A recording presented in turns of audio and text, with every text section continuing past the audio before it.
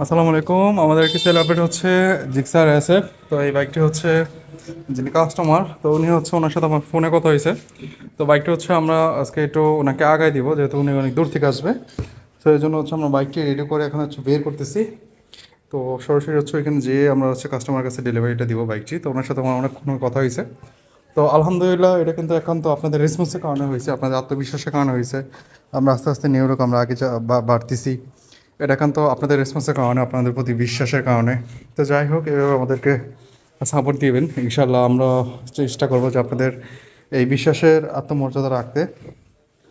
তো এইভাবে যদি কারো বাইক লাগে, যাদের লোকেশনটা অনেক দূরে থাকে, তারা আসতে পারে না, তারা কিন্তু আমাদের সাথে যোগাযোগ করতে পারেন। প্রয়োজন আমরা আগায় দিব, নয়তো হচ্ছে আমরা কুরিয়ারের মাধ্যমে আমরা দিয়ে থাকি। তো এই পর্যন্তই। আমি ট্রাস্টটা করবো যে মালিক ওনার সামনে একটু কথা বলার। তো আমরা হচ্ছে অনেকটা পথ আগেই দিলাম। এই হচ্ছে বড় ভাই, তো বাইকটি হচ্ছে আমাদের থেকে পারচেস করলো। এটা হচ্ছে রামের কান্দা ক্যাপিটেন।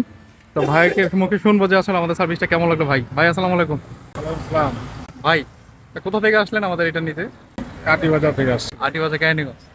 আচ্ছা, কেমন কি দিলাম আসলে সার্ভিসটা? সার্ভিসটা মশলা ভালোই।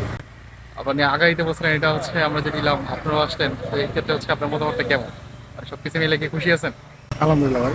তো এই হচ্ছে বাইক, আর এই হচ্ছে ওনার। তো আমরা হচ্ছে বাইকটি দিয়ে দিলাম। তো এরকম প্রসেসে যদি কারো বাইক লাগে, অবশ্যই অবশ্যই আমাদের সাথে যোগাযোগ করতে পারেন আমাদের দেওয়া নাম্বারে। তো সবাই ভালো থাকেন, টাটা।